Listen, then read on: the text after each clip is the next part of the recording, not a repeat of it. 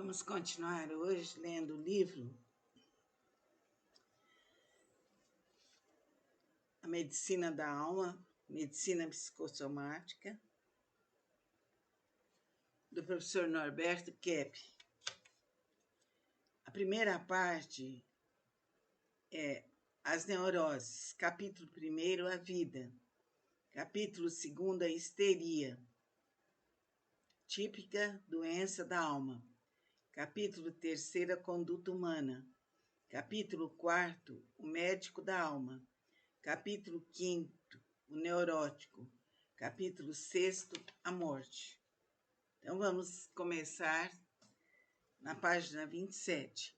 A ciência tirou o aspecto pornográfico do sexo e hoje em dia os pais já conseguem abordar essa questão com seus filhos. No entanto, não se pode descer em certas minúcias desnecessárias, assim como não se narra detalhadamente certos hábitos naturais. Essa comparação poderá servir de medida até onde devemos ou não chegar. Freud exagerou a importância do sexo, tendo chegado a dizer que toda a sua libido estava interessada pela guerra, 1914.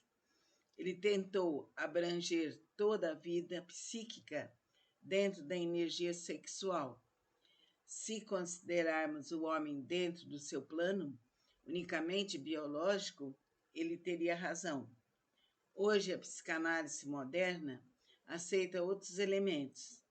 Nesse caso, o mestre do inconsciente deveria ter falado: toda a minha vida psíquica está interessada pela guerra.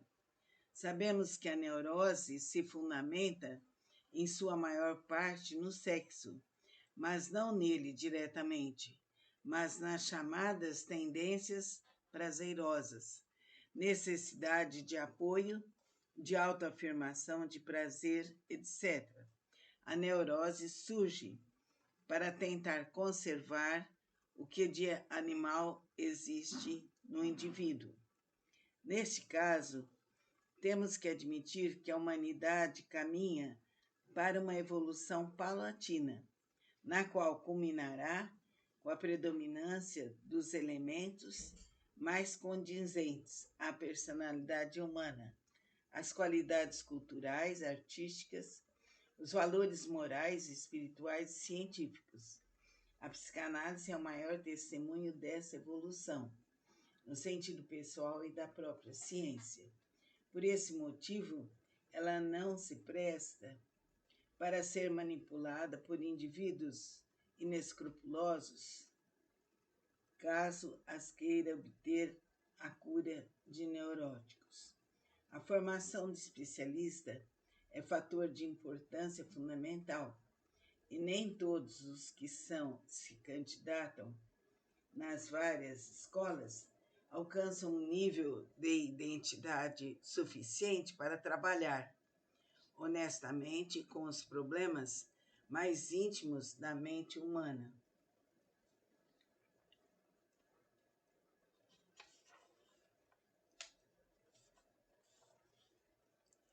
90% das profissões existentes nesse nosso planeta são destinadas a cultivar os elementos neuróticos que temos, desde a de médico, dentista, assistente social, economista, psicólogo, advogado, diplomata, negociante, etc., até as caracteristicamente agressivas, estrategista, militar,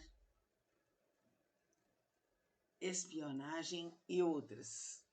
As atividades tipicamente construtivas, como as engenharia, agricultura, agronomia, etc., também são mescladas com os elementos neuróticos, finalidade de defesa, subterrâneos, à prova de bombardeio atômico, de isolamento, mansões, e claustros, Deus, tentação, etc. O verdadeiro progresso que poderíamos ter nos é vedado quase totalmente pelas nossas dificuldades psíquicas, e o pouco que conseguimos, quase sempre levamos à distraição, à destruição através das guerras. O que sucede no campo profissional repete-se em todos os outros. Aliás, já como consequência, os leitores poderão observar que exista uma grande inimizade entre os sexos e, para a atração sexual,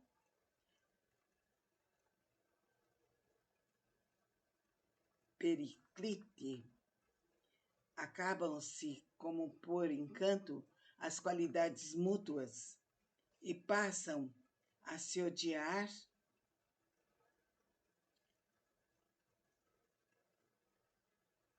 como nem os animais são capazes. Alguns gênios conseguiram nos deixar caminhos certos e salvadores, principalmente os pertencentes a uma doutrina religiosa, às artes ou às ciências. O ser humano só conseguirá trilhar a verdade, a vereda correta, por essa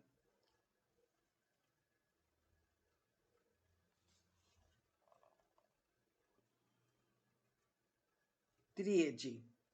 Por isso, os melhores indivíduos são os religiosos, os artistas e os cientistas. O desenvolvimento humano está quase que completamente brecado pelas nossas necessidades neuróticas. E isso constitui, talvez, no motivo principal de nossa infelicidade no viver. Temos todos os impulsos mais legítimos bloqueados, e cada vez que não conseguimos realizar nossos anseios, caímos em depressão. A psicanálise moderna está retirando sua antiga cegueira aos fatores mais importantes ao espírito e reconhecendo que o neurótico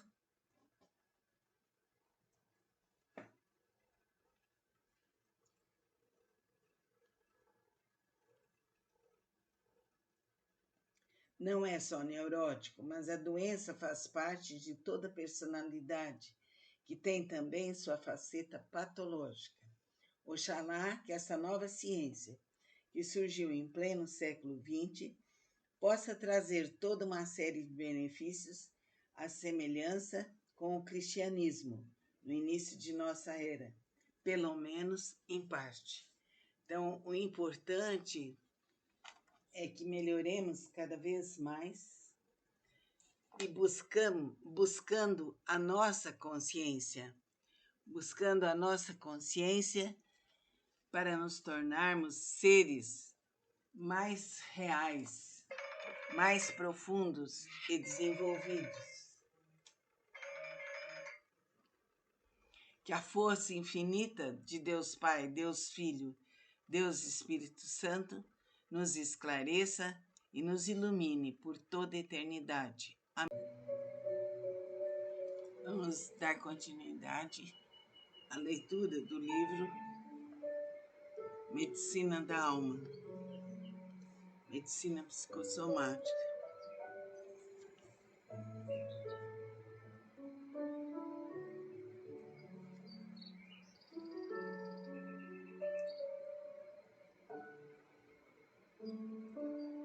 Doente é o indivíduo que precisa desmesuradamente de afeto, não sabe viver de modo maduro e assumir todas as responsabilidades atinentes aos seus encargos, escolhendo sempre o caminho da regressão ao estado paradisíaco intrauterino. Somente um tratamento que atinja as causas principais é verdadeiramente capaz de sanar o mal pela raiz. É o que a psicanálise faz dia a dia. A humanidade atual está chegando à mais importante fase de toda a sua história. Toda a renascença, com a remodelação completa na literatura, ciência e arte, o ciclo das grandes descobertas e o novo conhecimento das civilizações orientais, escondidas pela distância e posição geográfica, pouco representam diante das perspectivas que se abrem agora.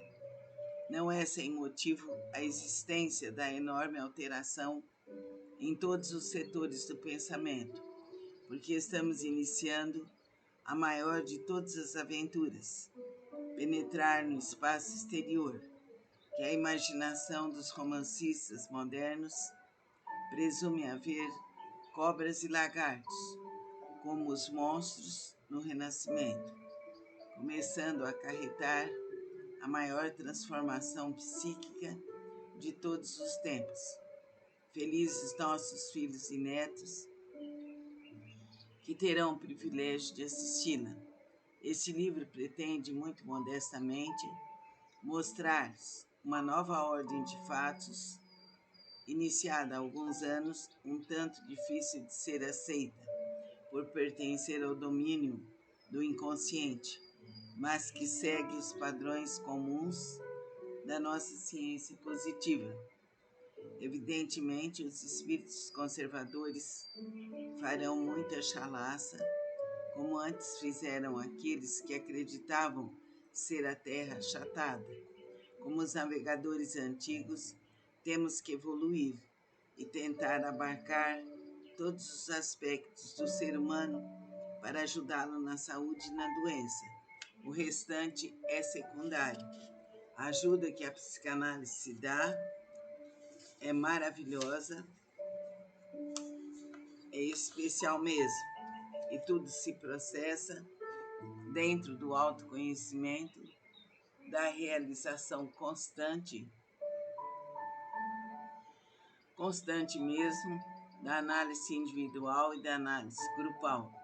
É a análise que abre os caminhos do nosso inconsciente e pode nos libertar. Preste atenção nesse texto que foi lido e no próximo encontro nosso faremos um estudo sobre as neuroses. Vamos continuar hoje lendo o preâmbulo do livro Medicina da Alma, Medicina Psicossomática, do Dr. Norberto Kepp. Uma das constatações mais impressionantes da ciência moderna é a existência de doenças do espírito, chamadas vulgarmente como problemas emocionais ou complexos. Desse modo, criou-se uma profissão sui generis, isto é, diferente das demais, dedicada a um tipo de terapia sem medicamentos, algo um tanto abstrato, uma medicina da alma. Essa é a profissão do psicanalista.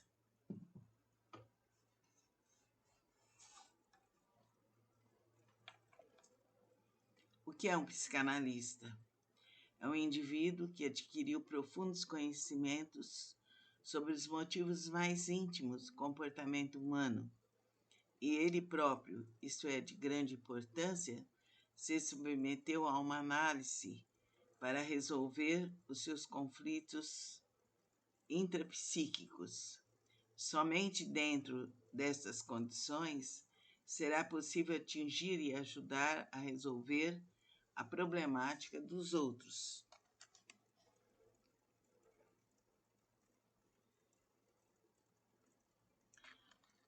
ajudar a resolver e não ele próprio resolver, porque a semelhança com o remédio que faz papel de coadjuvante ao restabelecimento físico, na psicanálise é a palavra a responsável pelo mesmo efeito.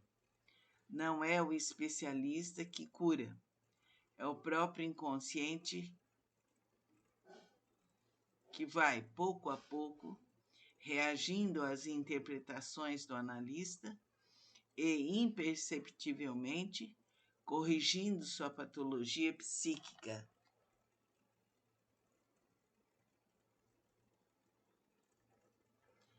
O psicanalista pode ser um médico, um psicólogo ou uma pessoa com formação universitária, mas que tenha conhecimentos aprofundados sobre psicopatologia.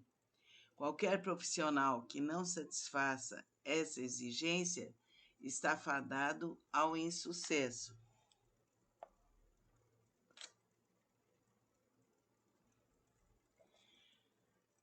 Fato muito importante é que o povo tende a ver no psiquiatra o profissional encarregado de cura de todos os males psíquicos, ignorando que, sem formação adequada, ele próprio é um leigo como qualquer outro, quando se trata de psicanálise.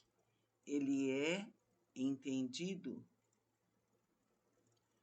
em doenças mentais, em males cerebrais orgânicos, e não nas neuroses, que são doenças espirituais, portanto, da alma.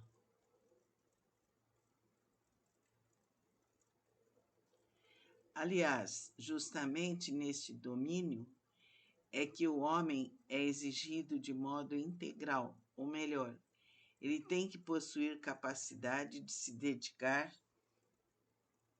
inteiramente ao estudo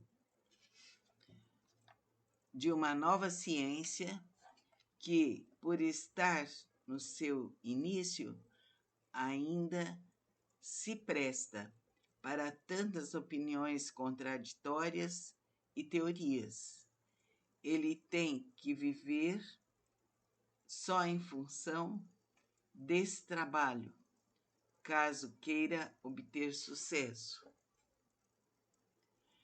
E o que essa ciência está descobrindo, o seu iniciador, no seu sentido estrito, foi Sigmund Freud, que permaneceu mais no terreno específico das neuroses. Em seus escritos, deixou entrever um desenvolvimento da psicanálise em outros setores, no campo da educação, das doenças mentais, etc. Porém, somente com Franz Alexander, fundador do Instituto de Psicanálise de Chicago, é que ela ingressou definitivamente no domínio também das outras doenças. Alexander e seus colaboradores forneceram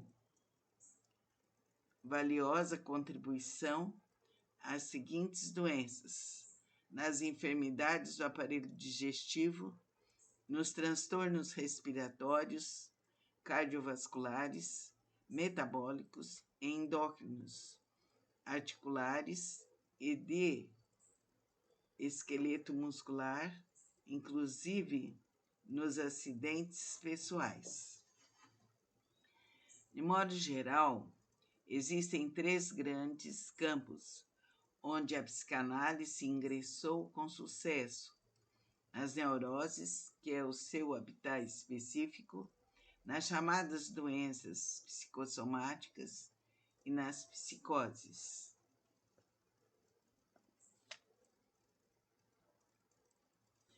Para se compreender de modo mais completo o valor destas descobertas, é necessário penetrar um pouco no domínio do abstrato, da filosofia.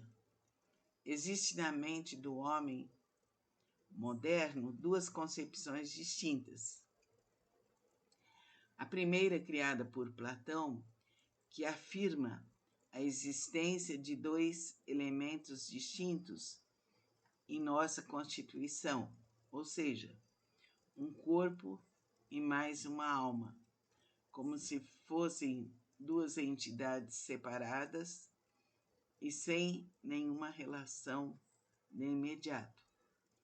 Essa concepção foi aceita em sua forma mais absoluta, até quase o início da Era Moderna, quando outros filósofos a combateram, como Tomás de Aquino, provando ser errônea e aceitando a orientação de Aristóteles.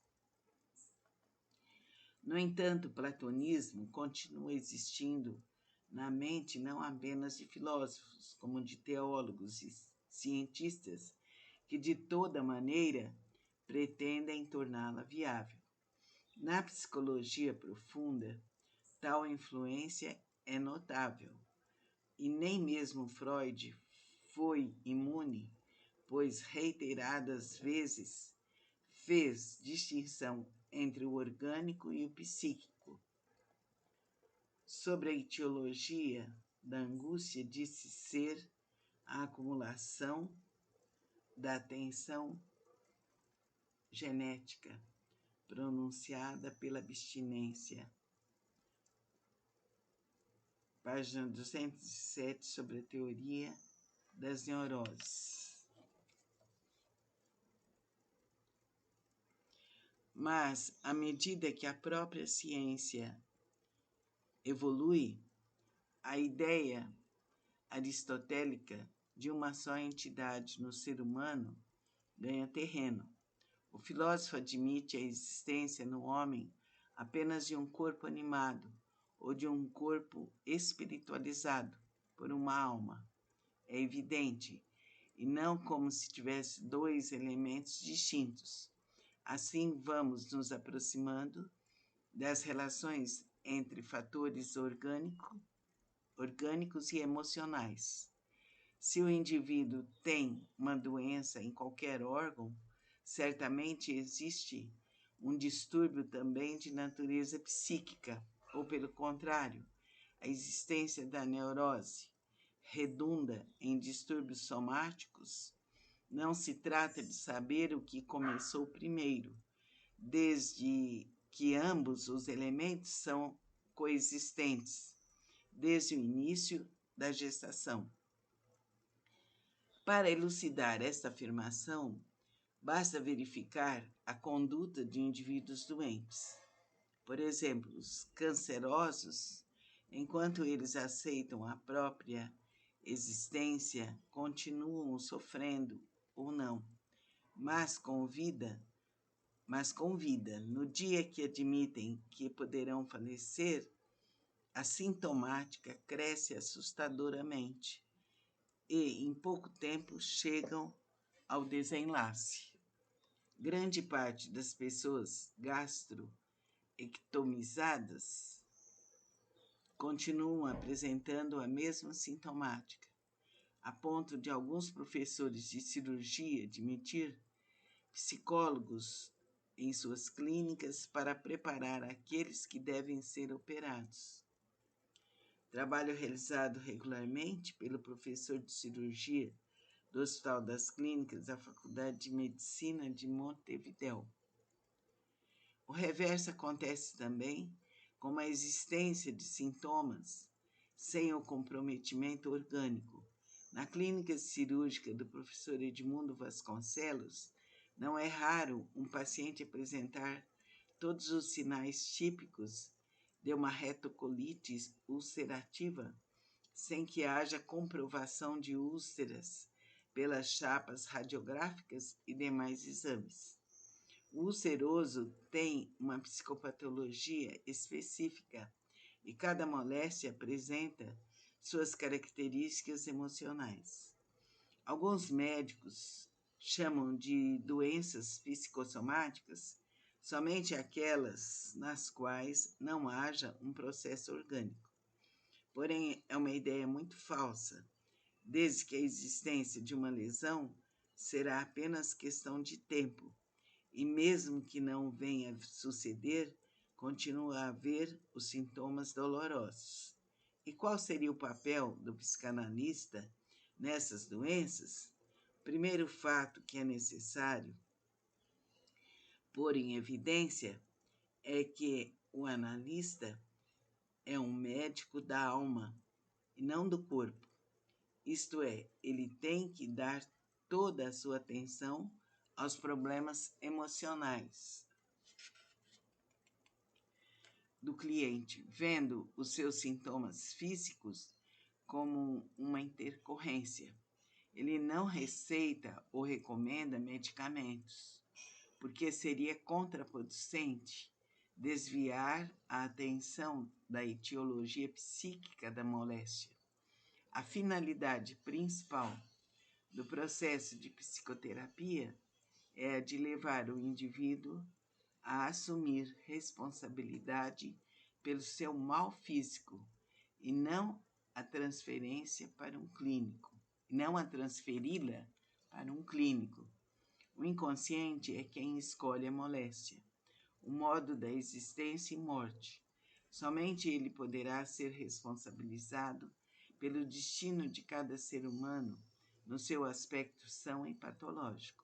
A escolha do tipo de cônjuge, da profissão, etc., depende dos impulsos e tendências, em sua maior parte desconhecidos pelo seu possuidor, mas perfeitamente esclarecidos através de uma análise.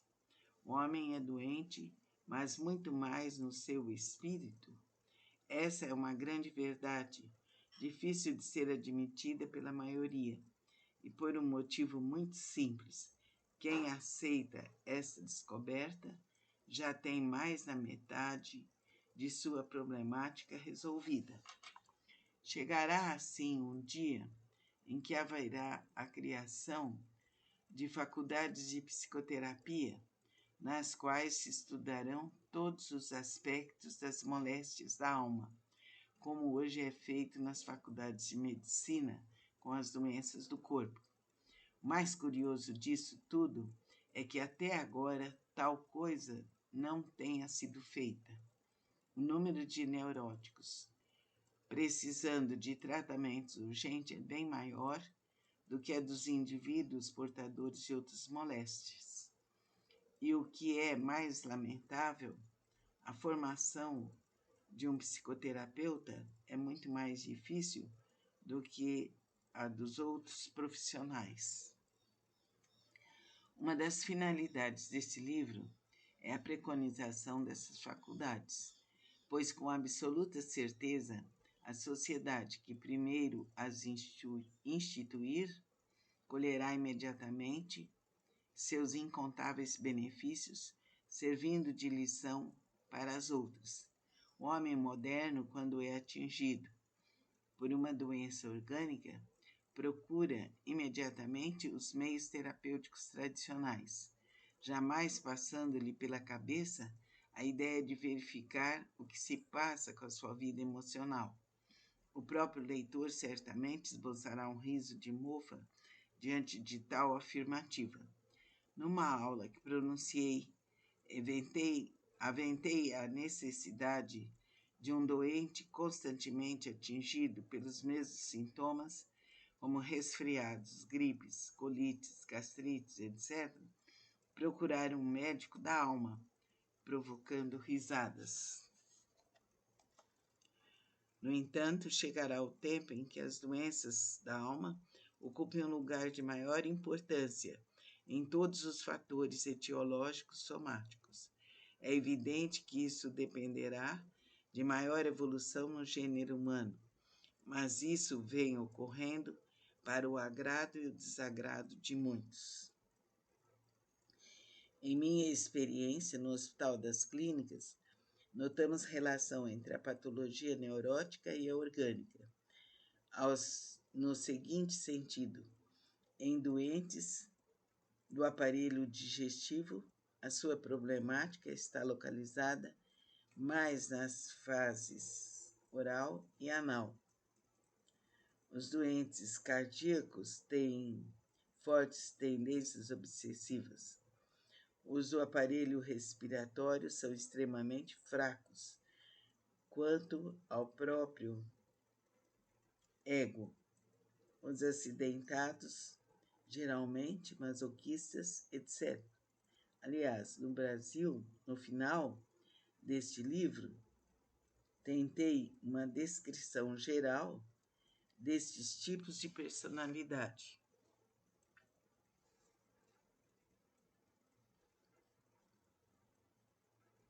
Grande número de psiquiatras e médicos psicossomaticistas recorrem frequentemente aos medicamentos devido às dificuldades de cura que as doenças psíquicas oferecem. Com essa atitude, incutem na mente do doente a ideia de que sua recuperação está na dependência destes agentes químicos, liquidando de uma vez por todas os efeitos da psicoterapia.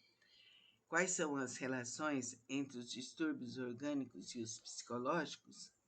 A medicina psicossomática se ocupou desse problema de 3 modos distintos. No seu início, tentou estabelecer uma estreita relação consciente entre um fator e outro.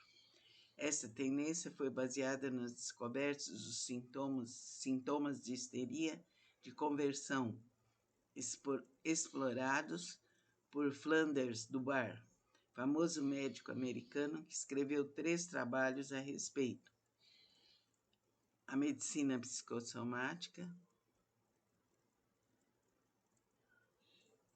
o Diagnóstico Psicossomático, a Mente e o Corpo.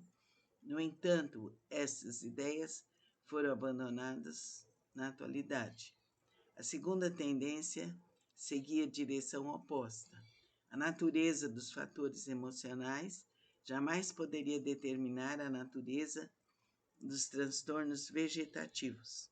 As características destes últimos dependeriam estreitamente apenas de fatores constitucionais ou de uma vulnerabilidade previamente adquirida no órgão afetado.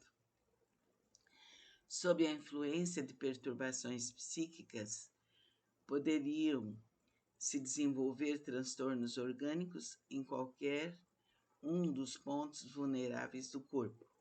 A terceira escola adota uma posição intermediária entre as duas anteriores e é seguida pelos cientistas modernos. Diz o seguinte: a cada estado emocional corresponde a uma resposta fisiológica, característica que em si mesmo não é patológica, mas sim parte integrante do primeiro estado de ânimo.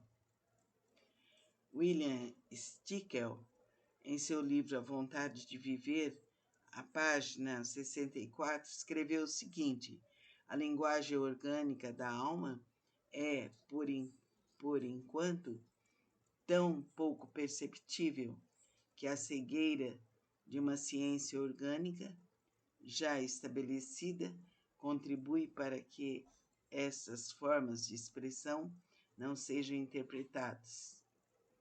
Psiquiatria Dinâmica, Franz Alexandre, página 325. A doença faz parte das necessidades profundas do ser humano. Sua etiologia psíquica é bem anterior à orgânica. Em outras palavras, a doença vem de encontro a um desejo do inconsciente que procura sanar seus sentimentos de culpa através dos males físicos. Não existe a doença, mas o doente. A vida psíquica não é algo estático, mas é dinâmica, como a correnteza de um rio. Por este motivo, é muito comum o neurótico sonhar com águas correndo ou estagnadas, com enchentes, etc., segundo suas tendências. Somente à medida que o homem for prestando atenção e tratando destes fatores, é que eliminará as doenças de toda espécie e morrerá pelo desgaste natural de sua vida material. O que pode parecer absurdo hoje, amanhã poderá se constituir num elemento de primordial importância para a humanidade, que encontrou nas doenças o maior obstáculo para o seu desenvolvimento. O doente é o indivíduo que precisa desmesuradamente de afeto. Não sabe viver de modo maduro e assumir todas as responsabilidades atinentes aos seus encargos, escolhendo sempre o caminho da regressão ao estado paradisíaco intrauterino. Se lhe tirarmos suas doenças, teremos eliminado algo importantíssimo para viver. Curar pelos medicamentos ou por operações é melhorar apenas a sintomatologia. Somente um tratamento que atinja as causas principais é verdadeiramente capaz de sanar o mal pela raiz. É o que a psicanálise faz. A humanidade atual está chegando à mais importante fase de toda a sua história. Toda a renascença, com a remodelação completa na literatura, ciência e arte, o ciclo das grandes descobertas e o novo conhecimento das civilizações orientais escondidas pela distância e posição geográfica pouco representam diante das perspectivas que se abrem agora. Não é sem motivo a existência da enorme alteração em todos os setores do pensamento, porque estamos iniciando a maior de todas as aventuras, penetrar no espaço exterior, que a imaginação dos romancistas modernos presume haver cobras e lagartos, como os monstros no Renascimento, começando a acarretar a maior transformação psíquica de todos os tempos. Felizes nossos filhos e netos que terão o privilégio de assisti-lo. Este livro pretende, muito modestamente, mostrar uma nova ordem de fatos, iniciada há alguns anos, um tanto difícil de ser aceita por pertencer ao domínio do inconsciente, mas que segue os padrões comuns da nossa ciência positiva. Evidentemente, os espíritos conservadores farão muita chalaça, como antes fizeram aqueles que acreditavam ser a terra achatada. Como os navegadores antigos, temos que evoluir e tentar abarcar todos os aspectos do ser humano para ajudá-lo na saúde e na doença. O restante é secundário. É bom reler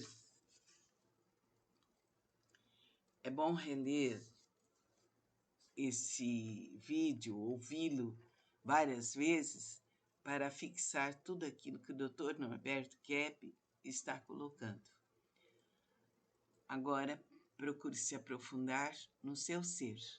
Namastê.